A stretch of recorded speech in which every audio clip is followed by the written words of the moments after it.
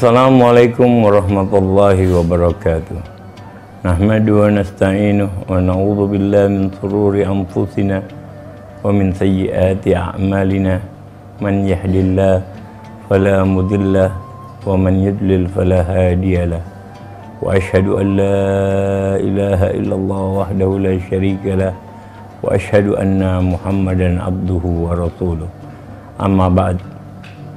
Pemirsa, Assalamualaikum Nusantara, dimanapun berada, semoga kita selalu di dalam perlindungan Allah, selalu di dalam pertolongan Allah, termasuk hamba-hamba yang mendapatkan hidayat dari Allah, dan bukan termasuk hamba yang mendapatkan kemudaratan dari Allah Subhanahu wa Ta'ala. Pada kajian kali ini kita cuma ingin membahas hakikat di dalam salat. Kita semua mudah-mudahan mengerjakan salat dengan benar, mengerjakan salat 5 waktu. Salat pada hakikatnya memiliki zahir dan batin. Maksudnya adalah salat di dalam hukum fikih memiliki 17 arkan yang sama-sama sudah kita mengerti. Bagaimana salat kita harus dalam keadaan berdiri ketika kita salat fardu.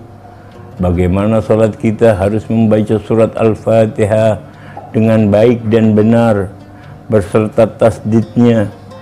Bagaimana kita harus melakukan ruku, sujud, tasyahud dan sebagainya. Kita tidak akan menjelaskan tentang arkanus salat yang semoga kita semua sudah mengetahui bagaimana kita melaksanakan salat secara zahir, secara hukum fikih dalam arkan salat yang 17.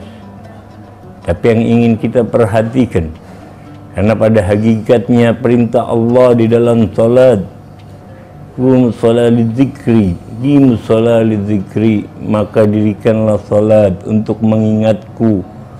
Jadi ketika kita mengerjakan salat betul-betul bertujuan untuk mengingat Allah, betul-betul bertujuan untuk mendekatkan diri kepada Allah, betul-betul untuk berdialog dengan Allah di dalam salat kita. Karena Imam Al-Ghazali di dalam kitab Ihya Ulumuddin menambahkan, selain arkanus salat yang 17 tadi, ada 3 tambahan arkan yang wajib agar salat kita betul-betul mendapatkan predikat salat yang sah menurut hukum fikih dan diterima di sisi Allah, yaitu adalah yang pertama al-khusyu' wa tadabbur fil qira'ah wal khudu'. Kita akan bahas satu persatu. Apakah itu khusyuk? Ketika kita ingin mengerjakan salat, selayaknya kita betul-betul ingin berhadapan di hadapan siapa? Zat yang maha besar. Ketika kita mengucapkan kalimat Allahu Akbar, kita meyakini tiadalah yang lebih besar, tiadalah yang lebih agung, tiadalah yang lebih mulia, tiadalah yang lebih dari segalanya kecuali Allah. Sedangkan kami hanyalah hamba-hambanya yang hina.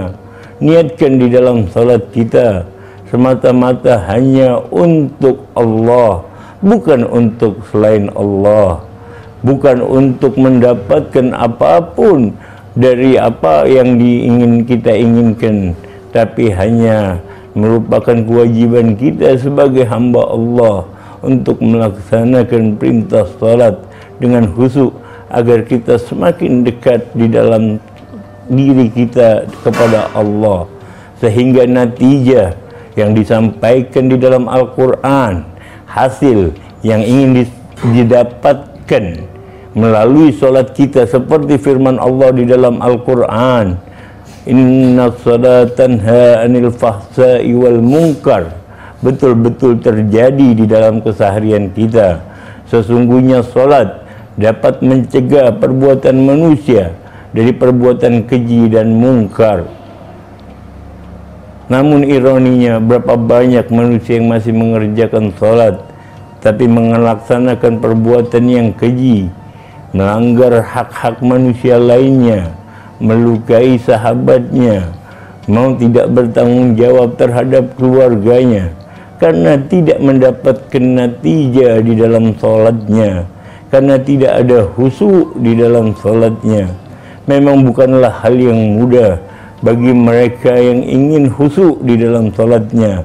Oleh karena itu Imam Ghazali menyaratkan paling tidak ketika kita mengucapkan takbiratul ihram dan kita berniat di dalam sholat kita, semisal kita ingin sholat subuh, sungguhnya saya sholat subuh semata-mata karena Allah, bukan karena makhluk yang lain, bukan karena manusia yang lain, bukan karena ingin mendapatkan pujian dari manusia yang lain, tapi semata-mata karena Allah.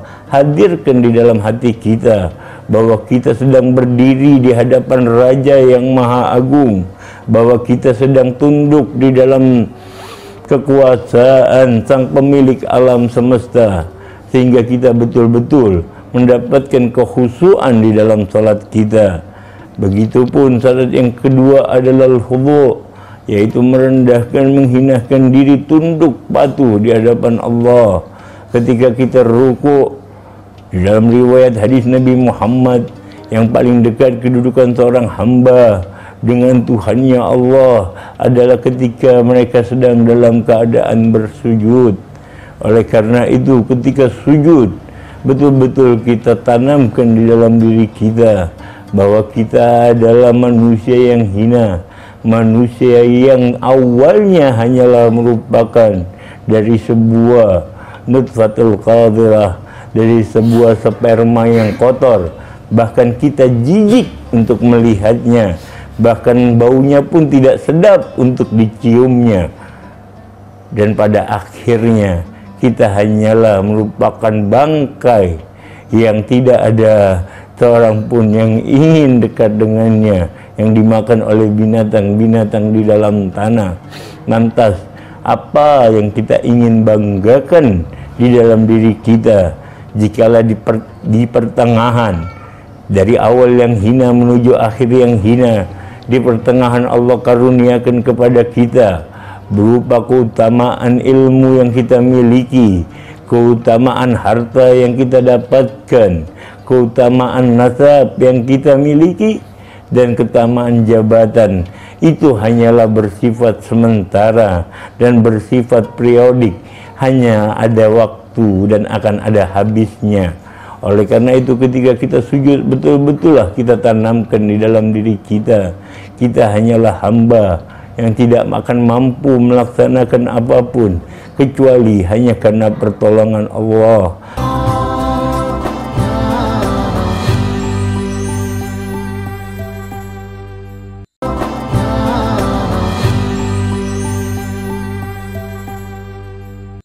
Janganlah timbulkan diri kita dalam kesombongan diri kita bahwa saya mampu mengerjakan sholat, bahwa saya seorang yang ahli ibadah. Jikalau tidak ada pertolongan dari Allah, laksana tidak akan dapat mulut ini mengucapkan kalimat Allah, laksana tidak akan dapat kaki ini menopang badan kita untuk berdiri mengerjakan sholat kita, laksana tidak akan mampu gerakan-gerakan di dalam sholat kita yang mampu mendapatkan kedekatan diri oleh Allah, karena kita merasa kita hanyalah hamba Allah yang hina. Itulah maksud daripada khudu' dan tunduk kepada Allah. Jangan ada sifat sombong di dalam diri kita ketika kita sedang mengerjakan sholat kita. Jangan lagi kita lalai ketika mengerjakan sholat kita. Jangan lagi kita bermuka dua ketika kita berhadapan dengan Allah. Mulut kita berbicara lain, sedangkan hati kita tidak terfokus kepada Allah. Bukankah di dalam doa istiftah kita sering mengucapkan inna salati wa nusuki wa ma yahya wa mamati lillahi rabbil alamin. Sungguhnya salatku, ibadahku, hidup dan matiku semata-mata hanya untuk Allah. Oleh karena itu, jadikan betul-betul diri kita beribadah semata-mata menjadikan kelezatan di dalam salat kita, bukan hanya menjadi tanggung jawab yang amat berat dan kita mendirikan salat dalam keadaan malas, bahkan berani meninggalkan salat. Padahal pertama kali yang akan dihisab oleh Allah kelak di yaumul qiyamah adalah bagaimana salat kita. Bagaimana salat kita? Apabila salat kita tidak baik, maka akan tidak baik hasilnya. Bahkan Imam Hasan Al-Basri pernah berkata, salat yang tidak ada hadir, yang tidak diterima sama Allah, maka hukuman jauh lebih dekat daripada rahmat yang akan diterima olehnya. Berapa banyak kita menyaksikan orang yang rajin salat masih sering menzalimi sesama saudaranya. Orang yang rajin salat tapi masih sering menyakiti saudaranya.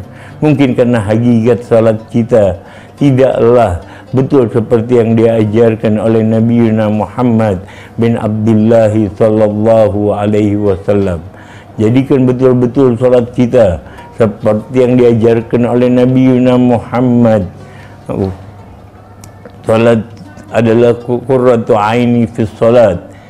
Nabi Muhammad menjadikan kecintaannya, pandangan matanya yang menunjukkan dirinya ketika di dalam mengerjakan salat. Bahkan Nabi yang telah diampuni dosa yang terlampau dan telah mendapatkan jaminan dari Allah, sampai salat kakinya membengkak dan berkucuran air mata karena ingin selalu berdekatan dengan Allah melalui salatnya. Sudah berapa banyak kita mengerjakan salat dengan hati yang hadir, dengan hati yang betul-betul tunduk di hadapan Allah, tunduk di bawah kekuasaan Allah. Ataukah ketika kita mengucapkan Allahu Akbar, Allah Maha Besar, tapi kita masih merasa diri kita besar, diri kita hebat, diri kita bagus, diri kita memiliki segalanya, padahal kita hanyalah hambanya yang hina, yang tidak memiliki apapun kecuali apa-apa yang telah ditentukan oleh Allah Subhanahu wa ta'ala. Pemirsa, Assalamualaikum Nusantara.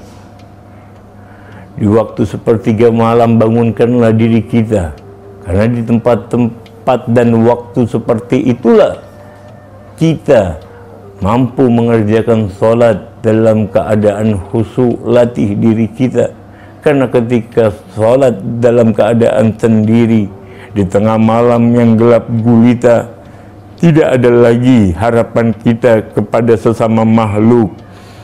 Fokuskan harapan kita hanya kepada Allah Subhanahu wa ta'ala. Makanya disyariatkan oleh Nabi Muhammad bin Abdullah sallallahu alaihi wasallam, salat fardu difardukan supaya untuk berjamaah di dalam masjid.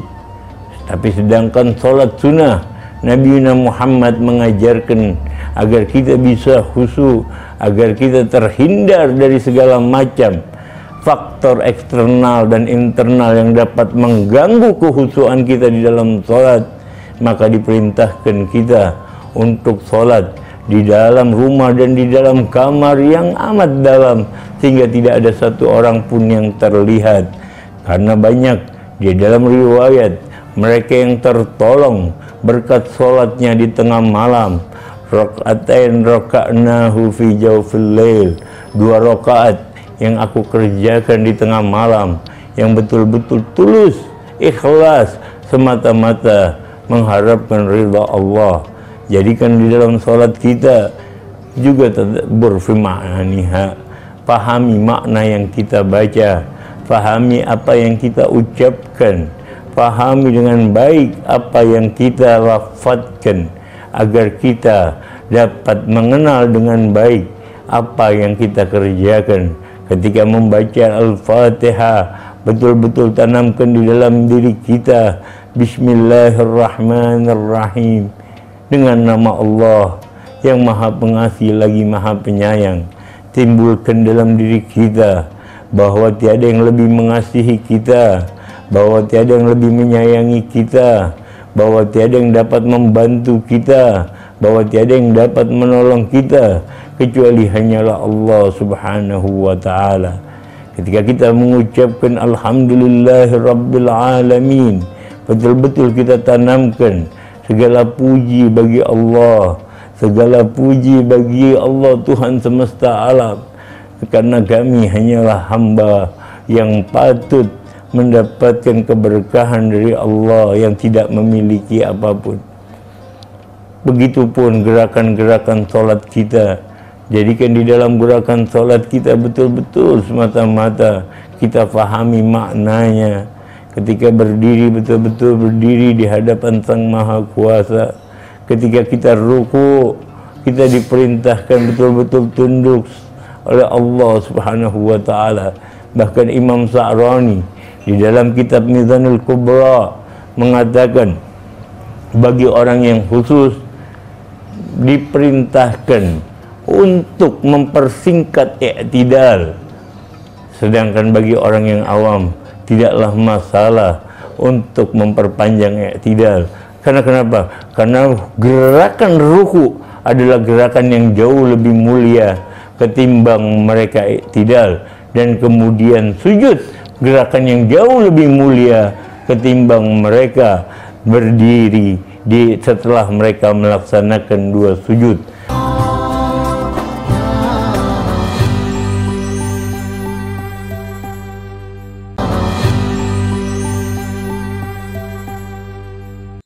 Maka tidak heran mereka para aulia Allah, para kekasih Allah, ketika mereka sujud betul-betul mereka mendapatkan kehambaan yang betul-betul. Kita sering menyaksikan, kita sering mendengarkan, kita sering melihat bagaimana ketika rasa cinta dan rasa rindu kepada Allah meliputi hatinya, banyak mereka yang tidak lagi mampu bangun dari sujudnya dan tidak dapat menyempurnakan sholatnya karena kecintaan yang telah didapatkan di dalam sholatnya tersebut. Pemirsa, Assalamualaikum Nusantara yang dirahmati oleh Allah. Marilah kita betul-betul laksanakan sholat kita dengan sebaik mungkin, agar sholat kita betul-betul menjadi benteng bagi diri kita dari perbuatan keji dan mungkar, dan tidak menyebabkan diri kita menjadi manusia-manusia yang saling memangsa satu yang lainnya karena kita tidak memperhatikan sholat kita. Karena sama-sama kita ketahui arkanul Islam setelah kesaksian yang pertama kali turun adalah perintah sholat, yaitu ketika Rasulullah sebelum hijrah, setengah tahun sebelum hijrah perintah sholat telah turun, sedangkan perintah-perintah yang lain baru turun setelah Rasulullah hijrah. Setelah penanaman tauhid selama 12 tahun lebih di kota Makkah, penanaman kalimat la ilaha illallah, barulah diturunkan perintah sholat. Dan ketika mereka sholat, mereka betul-betul mengerjakannya dengan sebaik mungkin. Mereka betul-betul menghadapkan diri mereka, tiada lagi yang mereka pikirkan kecuali hanya kepada Allah. Faktor eksternal yang dapat mengganggu seorang khusyuk. Oleh karena itu di dalam hukum fikih dilarang memakai pakaian-pakaian yang bergambar, melihat gambar-gambar di dinding yang tidak dapat mengganggu konsentrasi mereka di dalam kekhusyukan mereka, juga mendengar suara-suara yang sangat riuh yang menyebabkan mereka tidak mampu mendapatkan kekhusyukan di dalam sholatnya. Karena kekhusyukan di dalam sholatnya lah yang akan dibalas oleh Allah Subhanahu wa Ta'ala.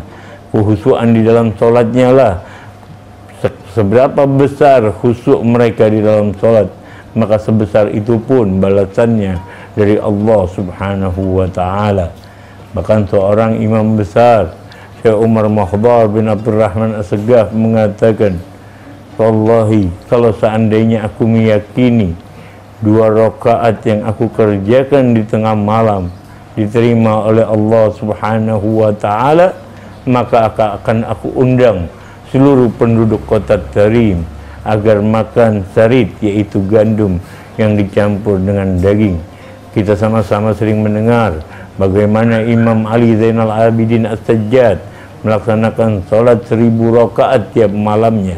Jikalau kita hitung dalam hitungan manusia, maka tidaklah akan cukup antara waktu isya sampai subuh untuk mengerjakan sholat selama 1000 rakaat. Tapi mereka yang telah khusyuk, mereka telah keluar dari dimensi waktu dan tempat, mereka telah dipanggil ke hadirat ilahi Rabbi, makanya mereka tidak lagi merasakan apa yang terjadi. Imam Ali ketika dibunuh di dalam sholatnya tidak merasakan pembunuhan, tusukan yang dirasakannya karena sedang melaksanakan sholat. Mereka tidak lagi fokus terhadap apapun di luar itu, karena mereka sedang berhadapan dengan Sang Maha Pecinta, yaitu Allah Subhanahu wa Ta'ala. Jadikan sholat kita dialog, permohonan, munajat, permintaan kita kepada Allah, menjalin hubungan terdekat dengan Allah Subhanahu wa Ta'ala, agar sholat kita betul-betul mendapatkan natijah seperti yang difirmankan oleh Allah tadi, dapat mencegah kita dari perbuatan keji dan mungkar, dapat menjaga kita dari perbuatan-perbuatan jahat. Semoga kita semua pemirsa Assalamualaikum Nusantara mampu melaksanakan, melatih diri kita sedikit demi sedikit agar menjadikan diri kita fokus, khusyuk, tadabbur dan hudu semata-mata hanya kepada Allah di dalam sholat kita, dan pahami bacaannya. Kewajiban kita mempelajarinya. Ajarkan kepada anak kita ketika berumur 7 tahun untuk mengerjakan sholat, agar ketika mereka besar, mereka sudah tahu apa kewajiban mereka untuk mengerjakan sholat. Bahkan Rasulullah memerintahkan wadribuhu lil asr. Kalau mereka sudah berusia 10 tahun masih belum mengerjakan sholat, maka pukullah mereka, karena as-shalah imaduddin wa man agamaha faqad agamaddin. Sholat adalah tiang agama. Siapa yang mendirikan sholat berarti kita mendirikan agama kita, dan siapa yang meninggalkan sholat maka kita telah menghancurkan agama kita. Mudah-mudahan kita semua menjadi hamba Allah yang senantiasa mendapatkan kekhusyuan di dalam sholat kita. Allah maafkan ketidakhadiran hati ketika bermunajat kepadanya. Allah ampuni ketika sholat kita tidak khusyuk kepadanya. Dan Allah berikan kekuatan iman sehingga betul-betul kita mendapatkan kenikmatan di dalam sholat kita, mendapatkan anugerah yang luar biasa di dalam sholat kita, sehingga tidak lagi berat di dalam mengerjakan sholat. Kita akan gemar dan selalu mengerjakan sholat kapanpun dan dimanapun, agar kita selalu dapat menjalin hubungan kita dengan Allah Subhanahu wa Ta'ala. Semoga bermanfaat bagi pemirsa Assalamualaikum Nusantara dan bagi Al-Fakir pribadi. Wassalamualaikum warahmatullahi wabarakatuh.